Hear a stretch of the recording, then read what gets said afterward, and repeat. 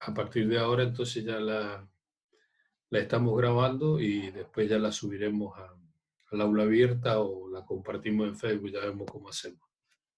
Me Eh, encantó. bien, la verdad que no se me había ocurrido antes de hacerlo, pero bueno, me parece muy buena la sugerencia. Eh, Me tendría que haber maquillado. Pablo se tiene que sacar la gorra para que no parezca, pero bueno, Vamos. eh, es lo que hay. Entonces, Te resumo un cuento. Si poquito, no pongo este fondo, la clase de hoy entonces se va a referir al diseño de entrepisos. Ustedes algo ya han trabajado sobre el diseño de entrepisos porque se trata de sistemas estructurales referidos a, o que trabajan principalmente en flexión y corte, y esos son temas que ustedes han visto desde el punto de vista del dimensionado, posiblemente en diseño 1, en diseño 2, o los han aplicado. Típicamente el uso de una losa de hormigón, un entrepiso de madera, un entrepiso con una estructura de acero, en definitiva es algo que ustedes seguramente ya han aprendido a dimensionar. ¿Cuál sería el sentido entonces de hablar entre pisos a esta altura de la carrera? Bueno, ahora lo vamos a ver desde una visión del diseño estructural, en donde vamos a estudiar la eficiencia de la solución. Entonces vamos a plantear diferentes soluciones para un mismo problema y de algún modo ustedes establecer un criterio por el cual toman la decisión de elegir una u otra solución. Es decir, que simplemente no vamos a aprender nosotros a dimensionar o vamos a reforzar lo que se refiere al dimensionado, pero el objetivo primario de este ejercicio es que ustedes desarrollen un criterio para la selección de la mejor solución de un entrepiso. Entonces, cuando se plantean este tipo de iniciativas, hay que tratar de dejar, digamos, cada problema tiene muchas variables, entonces hay que tratar de circunscribir a pocas variables para que sea fácil tomar alguna decisión. Entonces, por eso es que ya vamos a ver que en el trabajo práctico, la primera parte del trabajo, dejamos un montón de cosas que son constantes de algún modo y quedan poquitas cosas variables, porque esas cosas variables son las que ustedes van a evaluar y definir un criterio de elección. Ya vamos a ver que, como hemos dicho en otras ocasiones, nunca hay un criterio único. Posiblemente en cada problema aparecerá o definirán ustedes otro criterio, pero bueno, lo importante es esto, que ustedes sean capaces de establecer una variable de control, establecer las condiciones por las cuales ustedes valoran si es mejor o peor, y en síntesis, eso será lo que se establece como el criterio de selección de la mejor opción. Y esto la idea es que no se transforme en una receta que siempre va a ser igual, sino que obviamente al cambiar las condiciones puede ser que el criterio de selección en un lugar, en otra situación sea diferente. Por ejemplo, no es lo mismo que yo tenga que plantear armar un entrepiso en la ciudad de Mendoza a que lo tenga que hacer en la base del Cerro Aconcagua. Entonces, hay condiciones límites diferentes y posiblemente una solución que es muy buena para una zona no será el mismo condicionante para otra. Bien, ya creo que más o menos tenemos una cantidad de gente importante, entonces vamos a empezar con la presentación. Nosotros tenemos subido en la página la presentación de hoy y a modo de repaso hay una segunda presentación que yo la voy a pasar ahora y todavía no está subida, que se refiere a los sistemas de sección activa que ya lo han visto a modo de repaso, pero también va a estar en la página. Enseguida vamos a repasar aula abierta a los efectos de que ustedes vean el material con el que cuentan en este momento en la página. Comento la introducción de la clase de hoy. Ustedes tuvieron la oportunidad de ver un video muy elemental que se refiere a la forma en cómo se dibuja una hoja. Esto viene a cuento dado que ustedes en una parte de la presentación van a ver que se habla de las hojas, la forma de mirar la naturaleza para ver de qué forma organiza sus estructuras, en este caso una hoja, y cómo jerarquiza los elementos estructurales. Entonces, una hoja que es lo más elemental de un árbol, nos permite a nosotros ver ahí cómo en el dibujo está definiendo el área total o el área de la planta sería de la estructura. También a veces eso lo podemos conocer como el área de influencia. El elemento estructural principal donde está agarrada la hoja, que está en voladizo, podemos ver que en el arranque el voladizo es más grueso, y después empiezan los elementos secundarios, que son estos que están apareciendo ahí. Entonces ahí quedó organizada la estructura con el área de influencia de toda la estructura, los elementos principales y secundarios. Entonces, bueno, este era un ejemplito como para que viéramos de qué forma se puede estudiar una hoja.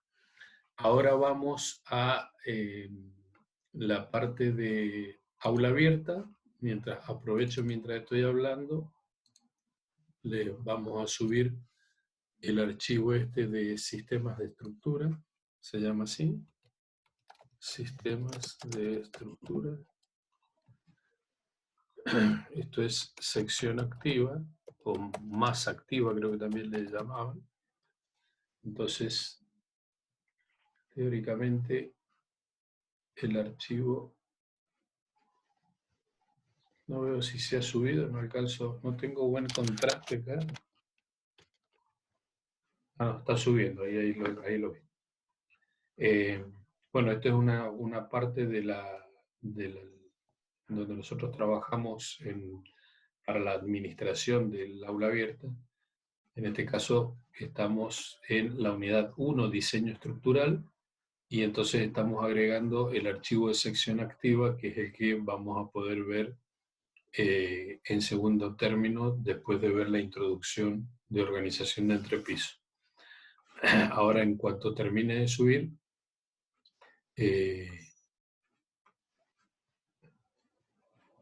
continuamos. Se ve estoy compartiendo bien la pantalla, ¿no? ¿Están viendo ustedes aula abierta? No, ¿No? No, prof, no. no se ve nada. Bien, perfecto. Ya nomás no puedo cortar ahora porque estoy justo subiendo. Ahora, Bueno, ahí ya subí también el tema del palette con todas las presentaciones. Lo puse, recién lo acabo de poner en Facebook y está puesto también ahí en el aula abierta.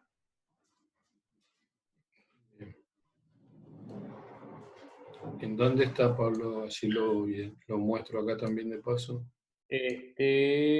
Estaba donde hicieron la presentación los chicos, donde entregaron la presentación. Ya, ahora creo que sí que ya la compartí la pantalla. Sí, ¿estás compartiendo pantalla? Bien, ahí voy a dejar entonces el sistema junto con la parte de entrepisos, temas teóricos, a continuación de temas teóricos ahí. Bien, ahí ya lo tienen entonces disponible. Y lo otro que menciona Pablo, entonces, esto es para que les quedara a todas las presentaciones. Acá está el sistema de estructura, esto es lo que acabo de subir ahora, que no estaba. Y las presentaciones están en la unidad 2. 2, a ver. Por aquí, informe de materiales. Este Sí, que dice está código dentro de QR. materiales de apoyo. ¿Cómo? Este que Está dice un dentro del código, material de apoyo. el que dice un código QR. Ajá, y abajo, bueno, los invito a que le den, si quieren, a los... Bueno, Y acá donde abajo dice la código QR, presentación de... acá Ajá. donde dice código QR, capaz que hay que ponerle un título a esto para que se entienda de qué se trata. Bueno, Bueno, Pasamos entonces el tema de la presentación de hoy. Entonces vamos a empezar con... un segundito.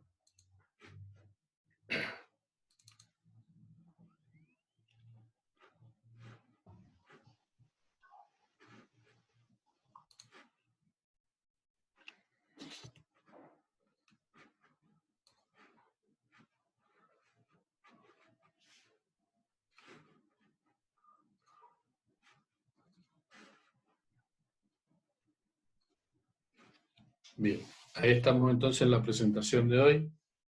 ¿Se ve bien? Sí, profe, se Bien, ve. ok, Sí, profe. gracias. Ok. Bueno, entonces vamos a empezar con la organización estructural de entrepisos. Esto, como les decía, esta presentación ustedes ya la tienen subida y la pueden seguir después en su casa. Repasamos, esto lo habíamos visto en la primera clase, de qué se trataba la composición estructural, que era la organización de los elementos para transmitir las acciones hasta los vínculos. Y esa organización es lo que llamábamos el camino de las cargas. Y ese camino de las cargas nosotros lo materializábamos a través de sistemas o tipos estructurales. En este caso de hoy, en que vamos a ver un entrepiso, lo que queremos hacer es que una carga de un piso sea transferida a través de este sistema estructural, que es una placa principalmente, y esa placa o sus nervios van a transferir las cargas a otros puntos de apoyo, que pueden ser vigas en forma lineal o muros, y eso lo llevará hasta los vínculos. Entonces eso es la organización estructural. Como habíamos hablado también, el tema de que los elementos estructurales tendrían que cumplir algunas condiciones.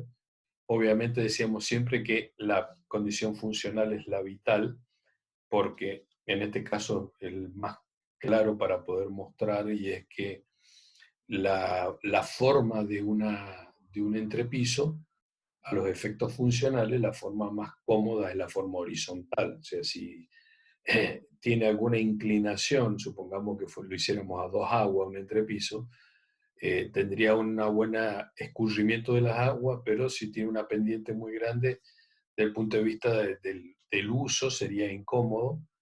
O bien podría ser una cúpula esférica o semiesférica, que estructuralmente es muchísimo más eficiente, pero naturalmente que desde el punto de vista funcional, la cúpula por sí sola no me funciona, y entonces no estaría cumpliendo la condición de funcionalidad, a pesar de que estructuralmente sea muy eficiente. El otro tema que hay que entender, que en este caso es muy sencillo, lo que habíamos hablado de equilibrio y desequilibrio, principalmente la transmisión de esfuerzos, y esa transmisión de esfuerzos nosotros la materializábamos o la mostrábamos a partir de, como vemos en este ejemplo, las diferentes acciones que están actuando sobre, en este caso, esta estructura, y cuando hay un equilibrio dado por las reacciones y por los esfuerzos que se van produciendo en los elementos estructurales, yo determino que la fuerza producir traslaciones o desplazamientos y los momentos producir rotaciones o giros, si yo detecto o determino que ninguna de estas dos situaciones se produce, puedo decir que la estructura estaba en equilibrio o estaba estáticamente contenida. Y entonces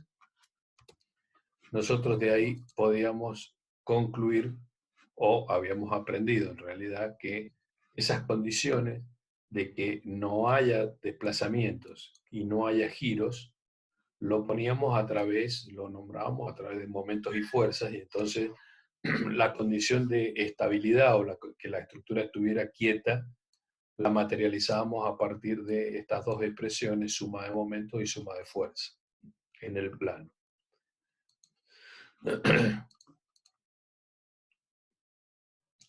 Y en un sistema de acciones verticales, nosotros podíamos establecer en un diagrama de cuerpo libre general, como este que vemos acá, cómo se producía ese traspaso, esa transferencia, ese camino de cargas entre un elemento y otro.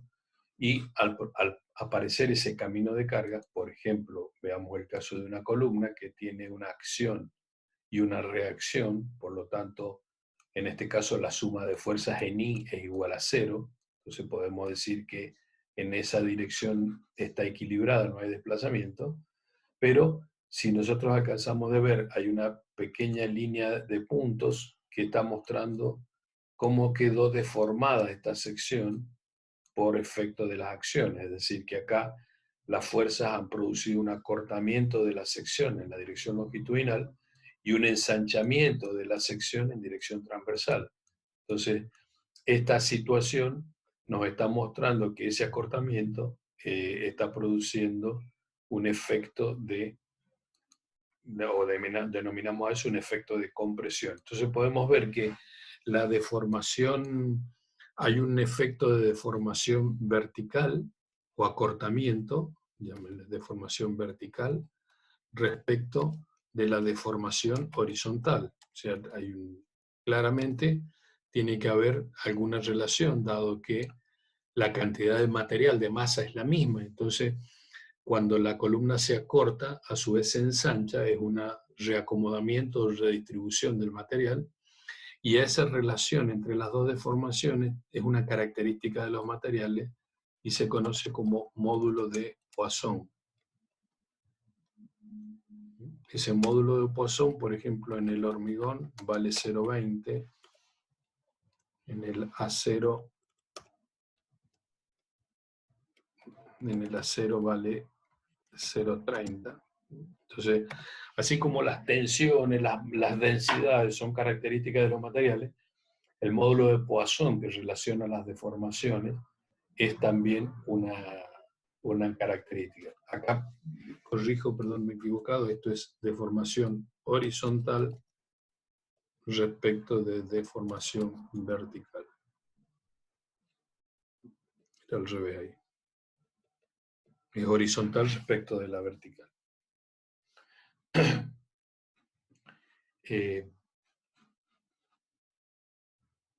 Bien, seguimos.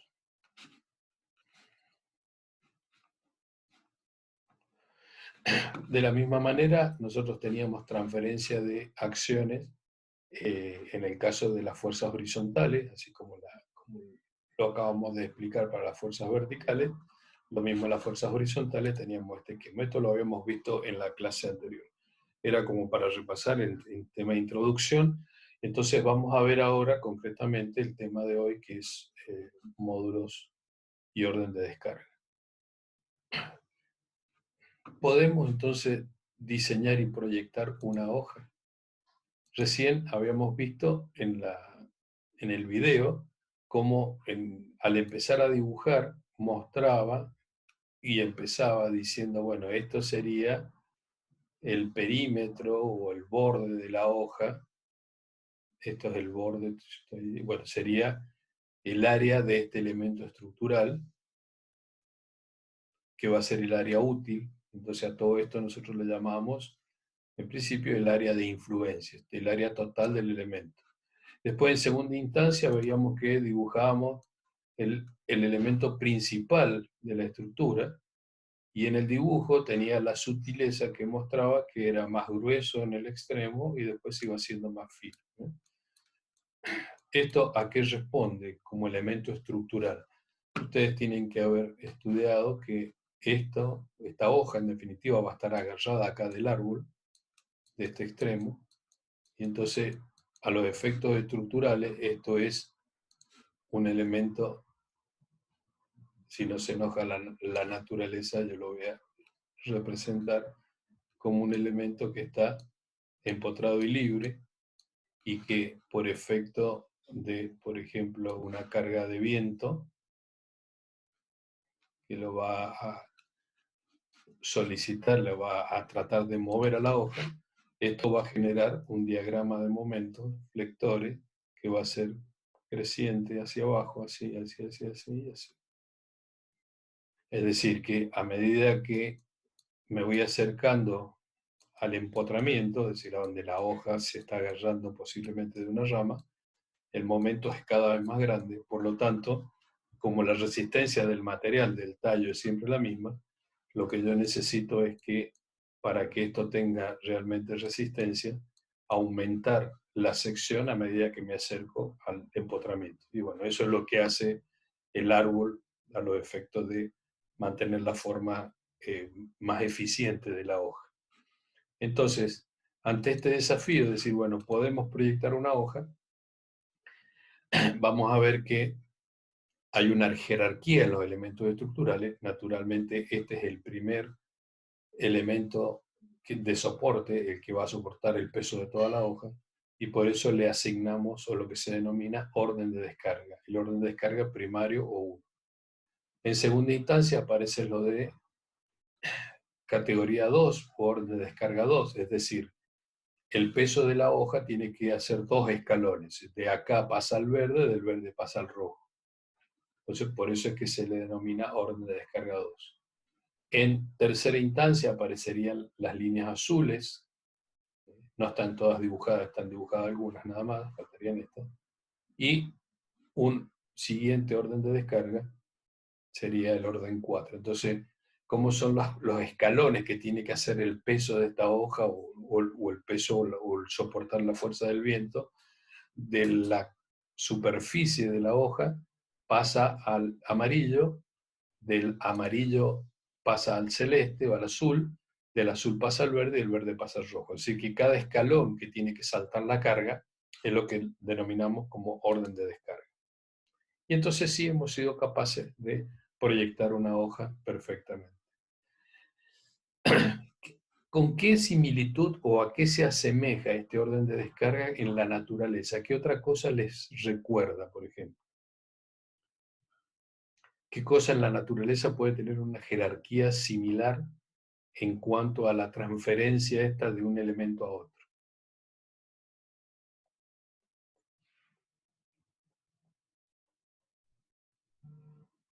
Un árbol. ¿Cómo? Un árbol. Sí, un árbol sería como ir replicando este efecto de la hoja hacia las ramas, pero salgamos de los árboles, salgamos de las plantas. Vamos a otro ejemplo. ¿A qué les parece si esto no es una hoja y yo saco una foto aérea de esto? ¿Qué puede ser? Un río, Un río. toda una cuenca hídrica. Esto podría ser, las líneas del borde son la cuenca hídrica en una zona montañosa, y después los distintos colores son los afluentes, más chiquitos, hasta que llega al cauce principal. Entonces, estas estructuras que se van repitiendo a medida que nosotros vamos cambiando el zoom, vamos apareciendo con una estructura similar a medida que vamos acercándonos, suelen tener el nombre de fractales. Entonces, esta geometría fractal es una repetición a medida que uno se va acercando cada vez más en el zoom, va viendo cómo se vuelve a repetir esta subdivisión de elementos. ¿En qué otra cosa a ustedes les parece que puede aparecer una subdivisión similar a esta? Dijimos la naturaleza a través de los árboles, en las cuencas hídricas. El sistema circulatorio, profe. El sistema circulatorio de las personas, ¿cierto? También tiene una jerarquía similar a esta o similar al fractal, en donde tenemos las venas y las arterias de cierta jerarquía, y a medida que cada vez tiene que llegar la sangre más lejos, van haciéndose más chiquitos, hasta que llegan a los capilares, que son los encargados de hacer la irrigación hasta los últimos elementos de todo el cuerpo humano. Entonces vemos que esta situación se repite en todos los elementos naturales. Entonces nosotros lo que vamos a tratar de ver como de qué manera en la estructura trabajamos con este mismo criterio, es decir, esta idea del fractal o la idea del orden de descarga en los elementos estructurales. Bien, a esos efectos entonces hemos planteado un trabajo práctico, que es el trabajo práctico número 3, que ustedes ya tienen subido entonces a la página, y como objetivo tenemos el investigar sistemas constructivos, exponer viendo en función de una investigación que ustedes van a hacer, organizar las estructuras, evaluar la descarga y demostrar el criterio de selección. Es decir que esto es importante, que ustedes tomen conciencia fundamentalmente esto, demostrar criterio para la selección, porque a lo largo de la carrera, muchas veces los profesores, nosotros les decimos, bueno, a ver, muestre su criterio, exponga su criterio, ¿con qué criterio hizo esto? Y muchas veces ustedes se encuentran ante esa disyuntiva de decir, bueno, pero a mí nadie me enseñó criterio. Bueno, este trabajo tiene por objeto justamente desarrollar estas pautas para que nosotros podamos establecer los criterios de selección. Así que nosotros profesionalmente vamos a ser capaces de establecer algún criterio y elegir cuál es la solución más eficiente. Entonces, de algún modo, aunque sea poquito el trabajo, poquito o mucho, no importa, el objeto de esto es que ustedes, a partir de este trabajo, puedan tener un criterio, desarrollar un criterio. ¿Y qué es un criterio? Un criterio es establecer pautas para tomar una decisión posterior. Entonces, lo que ustedes van a hacer en este trabajo justamente es eso, establecer pautas para elección o la selección de la mejor solución. ¿En qué consiste el trabajo? El trabajo consiste en organizar y predimensionar una estructura de entrepisos o cubierta.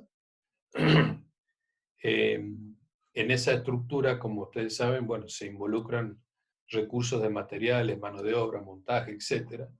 Entonces, bueno, cuando uno tiene que tomar la decisión, normalmente uno piensa más que en el hormigón armado, pero existen muchas otras soluciones. Ustedes tienen subido en la página varios videos para ver diferentes soluciones que son, digamos, algunas de las que existen, pero existen muchas más y de hecho seguramente ustedes van a encontrar otras. Entonces, este trabajo se divide en dos partes. Una primera parte en donde hacemos un diseño de entrepiso para aplicar este concepto de orden de descarga y vamos para poder usar el criterio va a estar directamente asociado al cómputo métrico y al costo. Y en la segunda parte, la investigación de un sistema constructivo diferente a lo que normalmente usamos, que es el hormigón armado. Entonces, estas dos partes en las que nosotros hemos dividido este trabajo, hoy vamos a hacer la primera parte A, para ver cómo se organiza el entrepiso, y vamos a dejar planteada la segunda parte, que es la parte B, para que ustedes tienen que hacer un trabajo de investigación al respecto a algún sistema estructural que son los que tienen asignados cada grupo. Bien, esta es la primera parte de la clase. Como ya se termina el tiempo de la reunión, podemos dejar unos minutos para los que quieran hacer alguna consulta, la pueden hacer y hacemos una pausa de 5 minutos, 5 o 10 minutos, y a las 11:45 retomamos con la parte siguiente. Así que pueden aprovechar si quieren hacer consultas en esta instancia, y si no,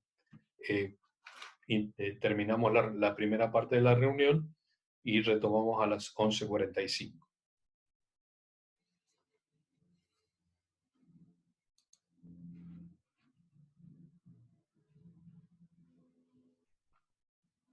Bien, ¿nadie tiene preguntas entonces?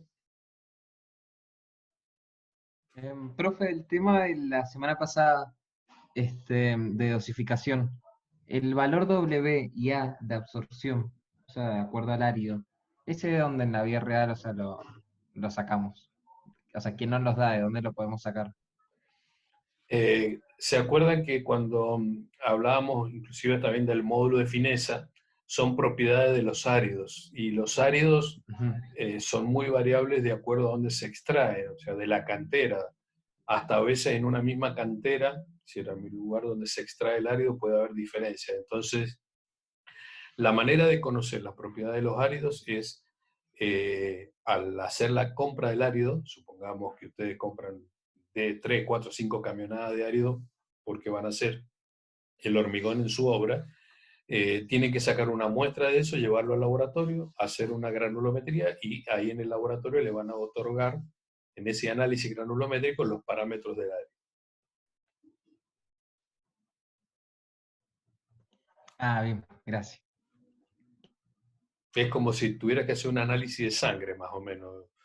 Va a depender de cómo esté el árido, de qué cantera haya venido. Inclusive, a veces si el árido se ha humedecido o no se ha humedecido, bueno, todas esas cosas son importantes a los efectos de establecer el tipo de material con el que uno está trabajando, que ya vieron ustedes la importancia que tiene de conocer el material para poder dosificar. No es tan sencillo, no es que todos los áridos son iguales.